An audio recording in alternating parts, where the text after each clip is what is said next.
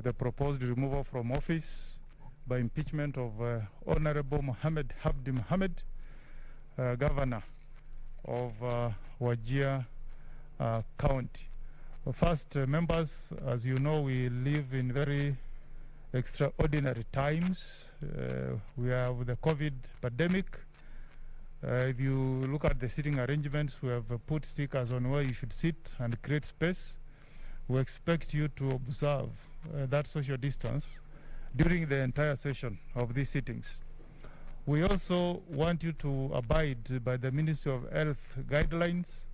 Keep your mask on at all times during these proceedings. At no time should your mask be off during the proceedings. In front of you, we have extended courtesy by putting a bottle of sanitizer on the table in front of you. When you handle documents, please do sanitize. So we really want to urge you to strictly observe the Ministry of Health guidelines.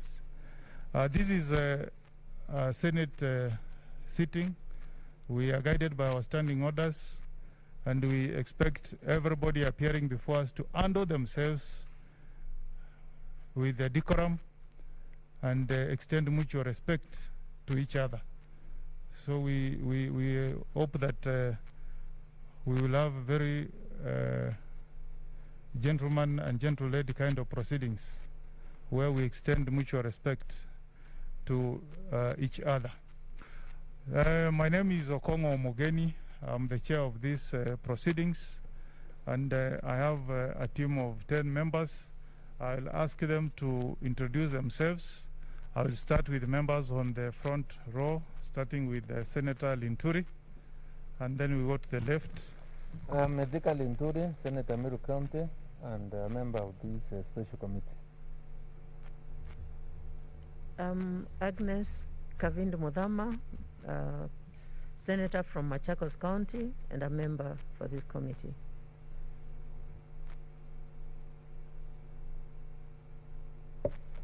I'm Engineer Godana Harugura, Senator Marsabit County, member of the... Senator Uta? Senator Fred Uta, Senator for Kisumu County, a member of this special committee. Senator Susan? Good morning. I'm Senator Susan Kihika, Senator for Nakuru County and the Vice Chairperson of the committee. Thank you. Senator Petronira? Good morning. I'm Senator Petronila Were Lokorio, a member of this committee from Baringo County. Senator Issa? Good morning. Good morning to you all. My name is Senator Issa Juma Boy, Senator for Kwale County and a member of this committee. Senator Zawadi? Good morning. I'm Christian Zawadi, Senator from Kilifi County and also a member of this special committee. Thank you. Thank you. I think we have two senators who will be joining us later on. I also want to introduce with you our secretariat team, which is led by Dr. Okello, and I'll ask Dr. Okello to introduce members of secretariat. Dr. Okello. Thank you, Chair. Dr. Okello, Director of Legal Services. With me, we have our secretariat team, including Brenda Ogembo. We have Mary Chesire, Deputy Director. We have Lorna Okach, our researcher. We have Lucy Radoli at the far end, our legal counsel. We have Josephine Kusinyi, our legal counsel. We have Sylvia, our clerk, and we have others around, Sergeant at Arms, so we are quite a number. Thank you, Chair. Thank you. I also want to remind our guests that it's the policy of any Senate proceedings that you switch off your phones or you keep them on silent mode so that they don't ring in the course of the proceedings. Now, I want now to request the members of the county assembly or the person representing the county assembly to introduce themselves and their team. Thank you. County Assembly. Thank you. Thank you very much, Mr. Chairman. My name is Ahmed Nasir. Abdullahi. I lead the legal team representing the County Assembly of Wajir. I'm assisted by two of my learned friends. One is Mrs. Hanan Al-Kathiri, and the other one is Ms. Wangoi. In addition to that, Mr. Chairman, I have... Senior Counsel, you'll excuse us. We didn't get their names properly. Yes, our answer need to capture them properly. Yes, Mr. Chairman, sorry for that. One is Hanan. Hanan is her name. Hanan, like Kofi Annan? Not with A, but with H. Okay. Yes. Okay. And the second one is Miss Wangoi, okay. Elizabeth. Okay, I think we have gotten them now. Thank you. And do I have to introduce the witnesses? The team, we had requested the team, the three who are representing the County Assembly. If you are the lead, you can introduce them. Or you can ask their team leader to introduce them, whichever is convenient. Yes, I think the team leader is just behind me. He can introduce the members. Okay. Chair. And thank you, Chair. My name is Honorable Abdullahi Chair. Yes, Chair. Somebody is raising something? Yes. Yes, Senator Rugura. Just for the purpose of Hansard, it will be proper if all of them speak to the microphone so that it's recorded. Okay, I'm told it will be easier for our answer if you allowed the others to speak for themselves. So you can say your name and then you'll ask the others to introduce themselves. They speak to the mic. And thank you, Chair. My name is Honorable Abdullahi Isaac Mohammed, mover of the motion, and they are behind my colleagues. They will introduce themselves. Thank you, Honorable Chair. My name is Honorable Shoaib Barre Ahmed, the MCA for DIF, and the seconder for this motion. Thank you. You are only two? Our colleague Hussein is coming. He's on his way. He'll be joining us soon. Okay, that's very well, very well. Yes. Okay, I think then we now go to the side of Governor. So either the Governor or your council, may you introduce your team?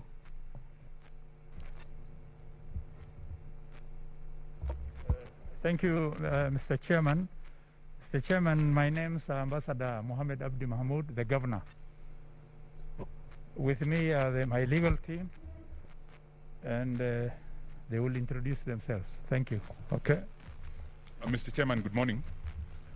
Morning, Council. My name is Paul Nyamodi, and I lead the legal team. We are 4 council altogether for the Governor.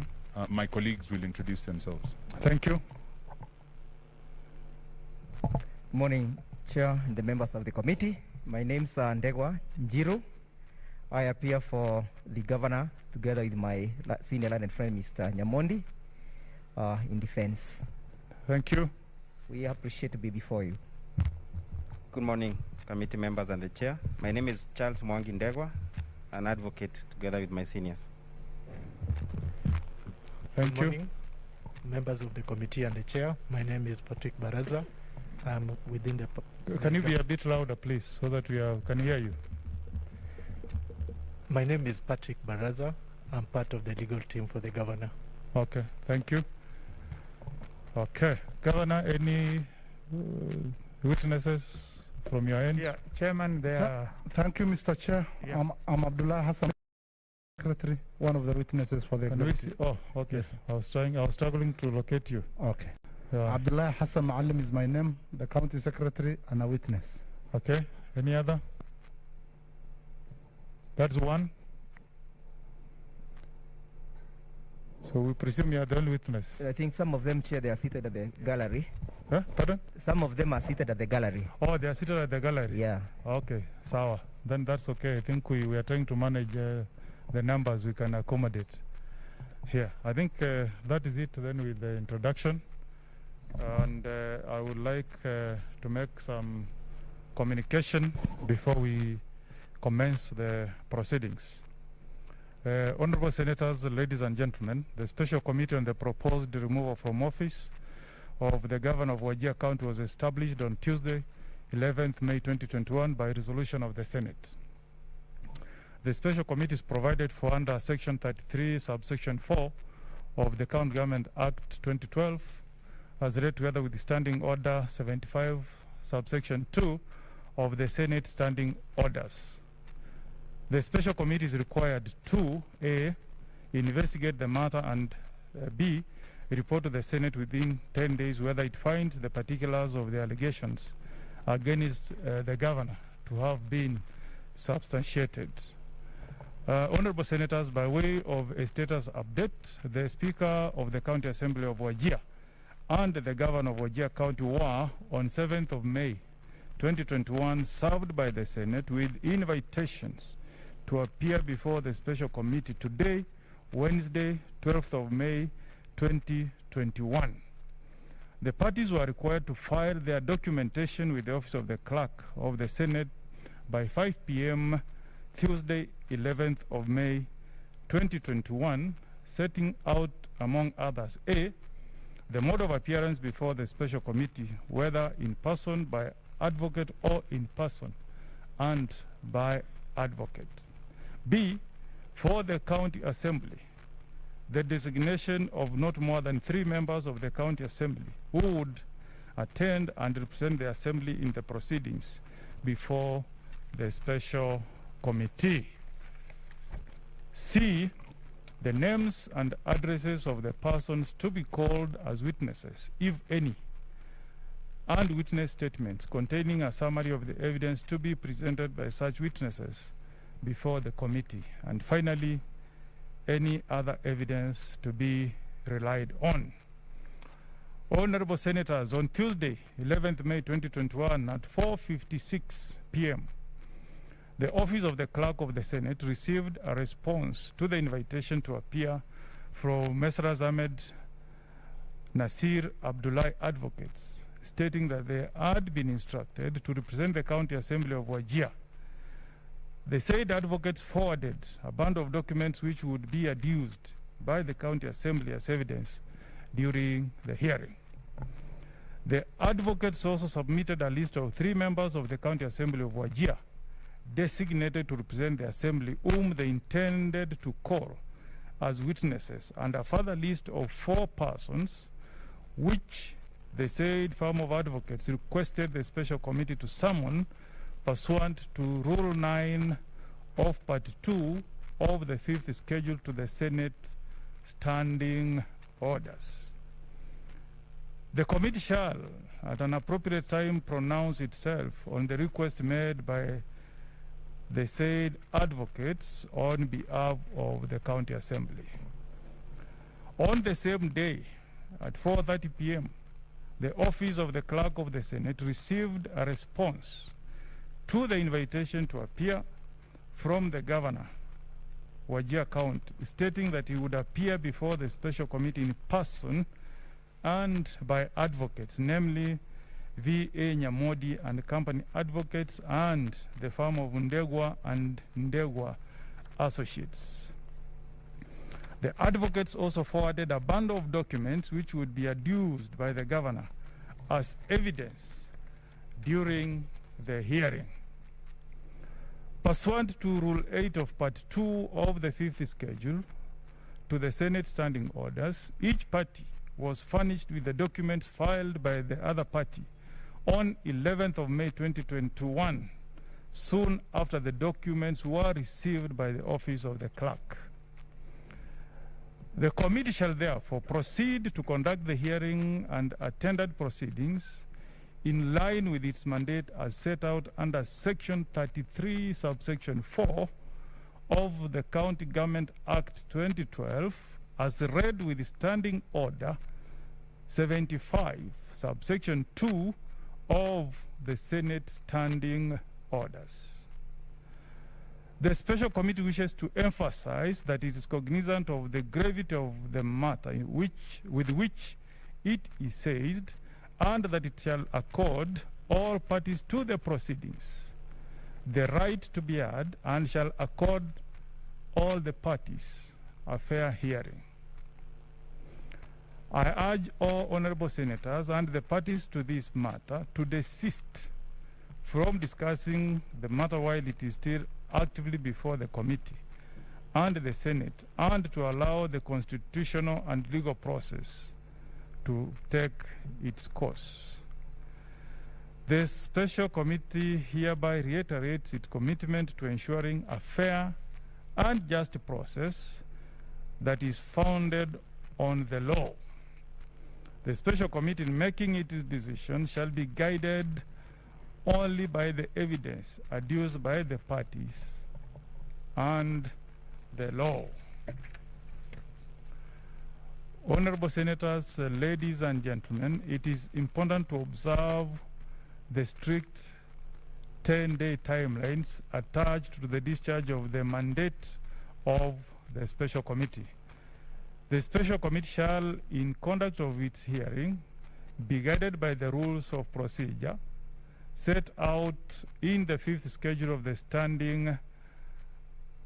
the Senate standing orders. These rules were served on the parties to the proceedings together with the invitation to appear before the committee this morning. Thank you. Now, having made that communication, ladies and gentlemen, I briefly want to take you through the program.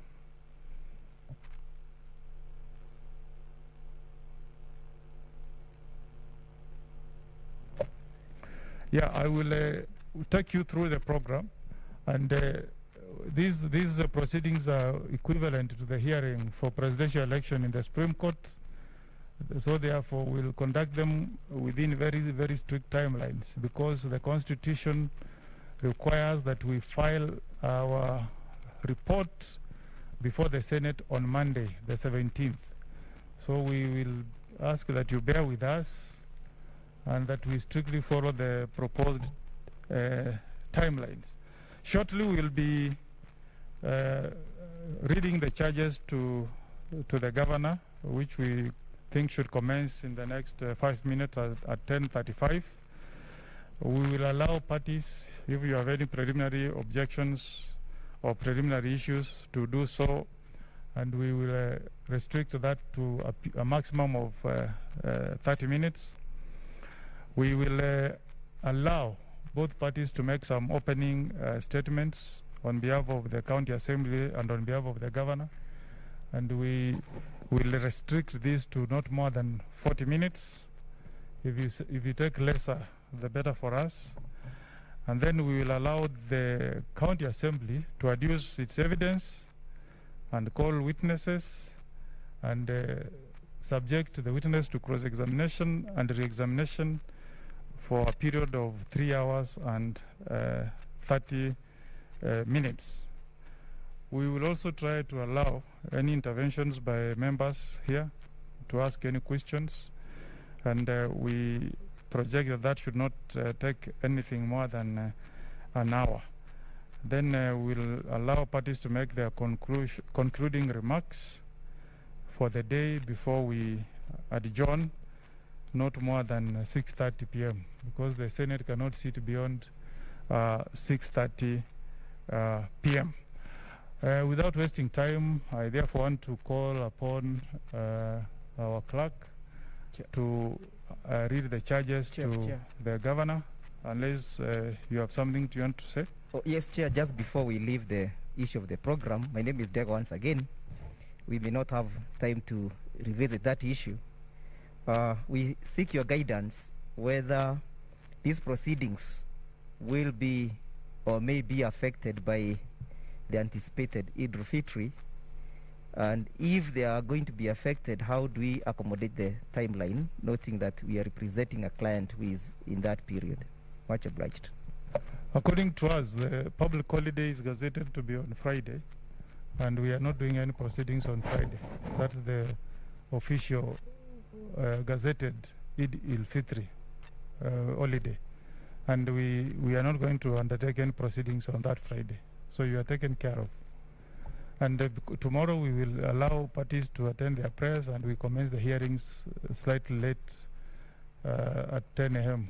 We also have senators who are Muslims, so we have done wide consultation. Okay, thank you. So clerk, can you read the charges? And I'll ask I'll ask Governor to, maybe as we read the charges, you step to the witness box there, which is there.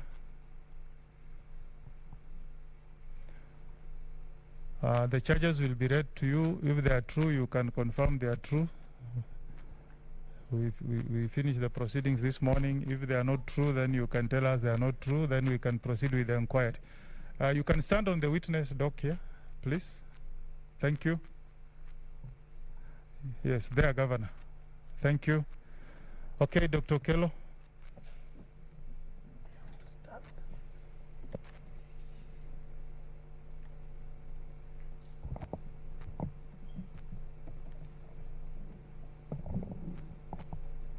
I'm going to read I'm going to read the charges verbatim as received from the County Assembly.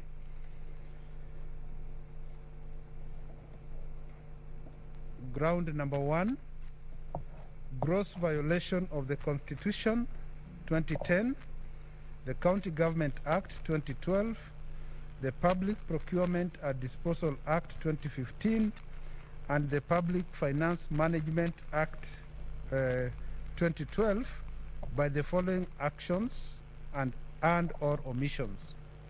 Chair, again we are reading it verbatim.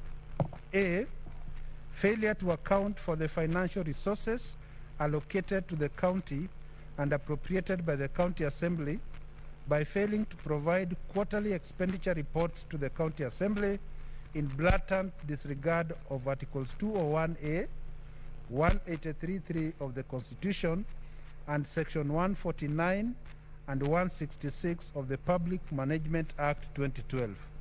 B, lack of accountability in the management of the county resources by incurring unsustainable debts and other pending obligations to the tune of 2 billion Kenyan shillings. These pending obligations were never disclosed both in the County Fiscal Strategy Paper 2019 and 2020, thus violating Article 201E of the Constitution 2010 and Section 107(2) of the Public Finance Management Act 2012. C, failure to draft the medium-term strategy for the financial year 2020-2021 in contravention of Section 123 of the Public Finance Management Act 2012. This places Wajir County in a highly precarious position as it will have no budget to run its affairs, and it may lead to protracted and costly court battles with creditors and eventual auctioning of the county assets. D, violation of Articles 176(1) and 185 of the Constitution of Kenya 2010 by disregarding the County Assembly as an arm of the county government and further undermining its 3 cardinal roles of legislation, oversight, and representation through systematic non-remittance of the requisition funds for the County Assembly operations amounting to Kenyan shillings 70,216,902,000. This is truly an affront to the separation of power, understanding that the County Assembly is an independent entity.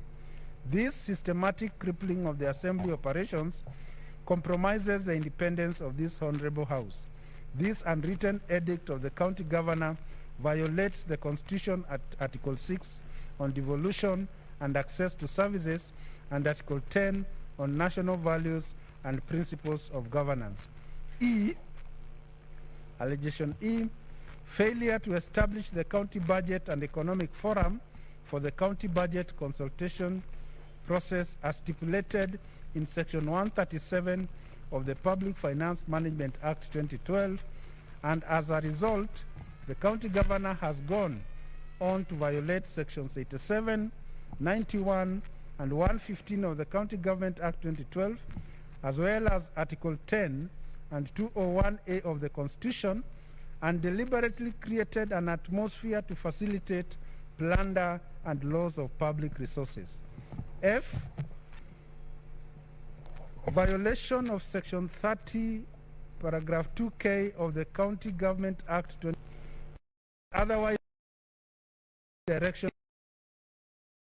This was despite the several requests coming from the Assembly. For instance, the Honorable Speaker in a letter dated 24th June 2020 urged the Governor to give the address but failed. G. Violation of Section 30, subsection 2J of the County Government Act 2012 by failing to submit to the County Assembly an annual report of the implementation status on the county policies and plans. H. Violation of Section 167(1) of Public Finance Management County Government Regulations by failing to establish an audit committee for the county that will adhere to the forms prescribed by the Accounting Standards Board, and that will further encapsulate the governance process, accountability process, control systems, and offer objective advice on issues concerning risk, control, regulatory requirements, and governance for the county. I, the Governor has never bothered to seek approval of payments out of the emergency fund for the last 3 consecutive financial years, and instead frustrated the Assembly's effort to enforce compliance.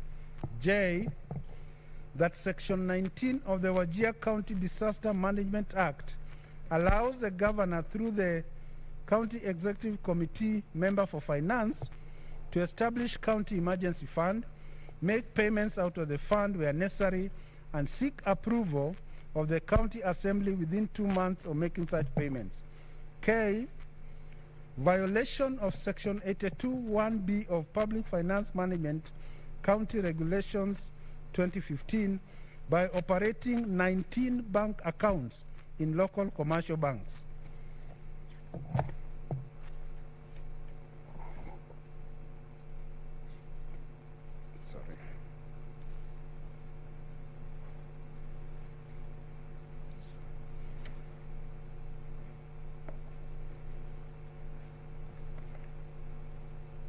Under the cash and banking arrangements for county governments at Section 82(1) of the Public Finance, county governments are to open their accounts with the Central Bank of Kenya.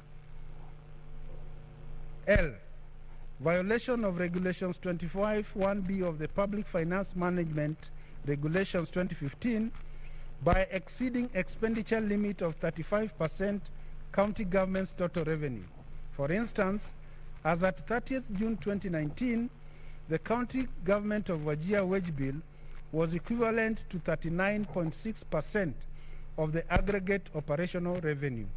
M, violation of Section 119(5) of the Public Finance Management Act 2012, which requires the county government to keep complete current records of all bank accounts required under the Constitution or other legislation. The Governor failed to maintain cash books for financial year 2017-2018. This has caused misuse of Kenya shillings 409,175,031 shillings, as this money was withdrawn between 6th October 2017 and 29th June 2018, and its use cannot be ascertained. N, violation of Articles 201 ADE of the Constitution of Kenya 2010 on principles of public finance management, and Article 226(5), as well as Article 227(1) on procurement of goods and services, and the Presidential Directive Number 2 of 2018. The Auditor General, in his report on financial statements of Wajir County Executive for the year ended 30th June 2018, observed the following glaring irregularities committed under the watch of the Governor as the Chief Executive of the county, as provided under Article 179(4) of the Constitution. A, irregular procurement of goods and services amounting to Kenya shillings 172,751,776 without raising quotations as required by Section 105 and 106 of the Public Procurement and Disposal Act 2015, but rather used standard forms to procure goods, works, and services that did not give guidance on specific requirements of the tender, where to place them, and the deadline for submission of the tender. 2, irregular award of contract for construction of 60,000 M3 Megapan at Shimbre to Ms. Fatco Construction and Transporters Limited at a contract sum of Kenya shillings 34,747,105. This company had a lesser experience in water construction than other bidders in the tender. 3, misappropriation of Kenya shillings 199,237,448.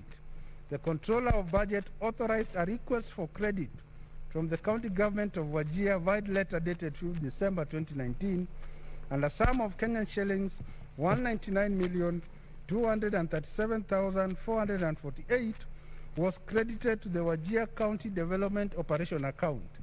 Kenya shillings 104,046,400 for 24 companies for Water Resources Department, and Kenya shillings 95,241,305 for 15 companies for Roads, Transport and Public Works Department. However, the money was diverted for different use, contrary to the purpose of which the money was requested. Out of the 24 companies that were listed as the beneficiaries of the sum of Kenya shillings 104,046,400 meant for water resources, none of the companies were paid except Dula Limited, which was paid Kenya shillings 26,672,608. The rest of the 23 companies did not receive any payment, and the money was diverted and paid to other companies that were not included in the list attached to the request for funds. This is a clear case of misappropriation and outright theft of public funds. Number